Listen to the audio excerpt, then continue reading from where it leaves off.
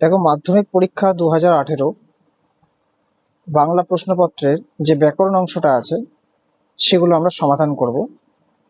তবে প্রথম প্রশ্ন রয়েছে, রাজায় রাজায় যুদ্ধ হয়, এই বাক্যের কর্তাটি হলো ব্যতিহার কর্তা। ঠিক আছে, ব্যতিহার কর্তা একটা প্রতিযোগিতার ভাব দেখা যায়। পরপদটি প্রধান হয় যে সমাসে। দেখো, এই প্রশ্নটা এমন দিয়েছে, এখানে কিন্তু তৎপুরুষ সমাস এবং দ্বিগু সমাস দুটোতেই কিন্তু পরপদ প্রধান হয়। তো আশা করি দুটোই উত্তর নিয়েছে হয়তো। রামদাস আর কোনো প্রশ্ন করিল না। রামদাস, এটা হবে তৎপুরুষ সমাস, সম্বন্ধ তৎপুরুষ, রামের দাস। ঠিক আছে, তোরা সব জয়ধ্বনি কর। দেখো, এটি কোন বাক্যের উদাহরণ? তোরা সব জয়ধ্বনি কর। দেখো, এখানে কর্তার সঙ্গে ক্রিয়াপদের সরাসরি একটা সম্পর্ক রয়েছে। ক্রিয়াকর্তার অনুগামী হলে কর্তৃবাচ্য হয়। হায় তোমার এমন দশা কে করলে, এটি কি ধরনের বাক্য? দেখো, প্রথমে যখন আমরা হায় শব্দটা দেখবো একটা, তখনই বুঝবো এটা বিস্ময়সূচক বাক্য। বয়স 30-32-এর অধিক নয়, কিন্তু ভারী রোগা দেখাইলো, এটি কোন শ্রেণীর বাক্য? দেখো, কিন্তু শব্দ দিয়ে যুক্ত হয়েছে, দুই পাশে দুটো প্রধান খণ্ড বাক্য, যখন মাঝে কিন্তু এবং এগুলোতে যুক্ত হবে, সেই বাক্যটি হবে যৌগিক বাক্য।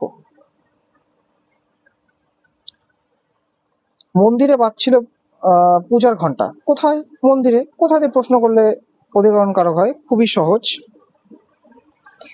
রবীন্দ্রনাথ ঠাকুর গীতাঞ্জলি লিখে নোবেল পুরস্কার পান।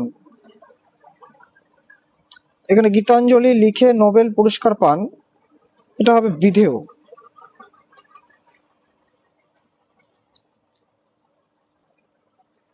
দেখো, নির্দেশক বাক্যের উদাহরণ দাও। নির্দেশক বাক্য, নির্দেশক বাক্য যে কোনো বাক্য বলতে পারো তোমরা। আমি মাঠে খেলা করছি, এটা একটা নির্দেশক বাক্য। শব্দ বিভক্তির উদাহরণ দাও। শব্দ বিভক্তি কোনগুলো? এ, কে, তে। ঠিক আছে, যে কোনো বললেই হবে। প্রযোজ্য কর্তা, প্রযোজ্য কর্তা কাকে বলে? দেখো, প্রযোজ্য কর্তা হলো যখন যে কর্তাটা প্রযোজক কর্তার প্রেরণায় কাজ করে। ঠিক আছে, অর্থাৎ যে কর্তা অন্য কর্তার প্রেরণায় কাজ করবে সেটা প্রযোজ্য কর্তা। যেমন ধরো, মা শিশুকে চাঁদ দেখাচ্ছে। আমরা এই উদাহরণটা প্রচুর ব্যবহার করি, সবসময় ব্যবহার করি। মা শিশুকে চাঁদ দেখাচ্ছে, চাঁদ কিন্তু দেখছে শিশু। কার প্রেরণায়? মায়ের প্রেরণায়। মা কিন্তু প্রযোজক আর শিশু হলো প্রযোজ্য। নিম্নরেখ পদটির কারক বিভক্তি নির্ণয় করো।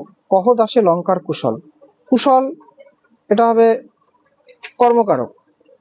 ঠিক আছে, সম্বন্ধ পদ কাকে বলে? দেখো, যে পদ আমরা জানি সম্বন্ধ কারক কাকে বলে, বাক্যের ক্রিয়াপদের সঙ্গে নাম পদের সরাসরি সম্পর্ককে কারক বলে। তেমনি সম্বন্ধ পদ যদি বলে, সম্বন্ধ পদ হবে যে নাম পদের সঙ্গে নাম পদের সম্পর্ক, ক্রিয়াপদের সঙ্গে নয়। কিন্তু নাম পদের সঙ্গে নাম পদের সম্পর্ক হলো সম্বন্ধ পদ। ক্রিয়াপদের সঙ্গে সম্পর্ক থাকবে না, নাম পদের সঙ্গে থাকবে। গৌরাঙ্গ যার, এটা গৌরাঙ্গ, এটা বহুব্রীহি সমাস।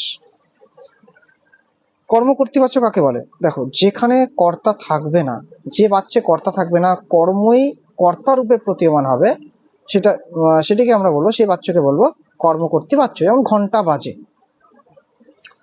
বাবুটির স্বাস্থ্য গেছে কিন্তু শখ 16 আনায় বজায় আছে। সরল বাক্যে কিন্তু শব্দটাকে উঠিয়ে দিতে হবে। তাহলে বাবুটির স্বাস্থ্য গেলেও শখ 16 আনায় বজায় আছে, সরল বাক্যে হবে। আর কোনো ভয় নেই, প্রশ্নবোধক বাক্যে। আর কি কোনো ভয় আছে? প্রশ্ন করে দাও, প্রশ্নবোধক চিহ্ন দিয়ে দাও, প্রশ্নবোধক বাক্যে পরিবর্তন হয়ে যাবে। মানে বাক্য পরিবর্তন করলেও যেন অর্থটা পরিবর্তন না হয়। ঠিক আছে, বুড়ো মানুষের কথাটা শুনো। কর্মবাচ্যে করলে হবে বুড়ো মানুষের কথাটা শোনা হোক। ঠিক আছে, আজকে এইটুকু।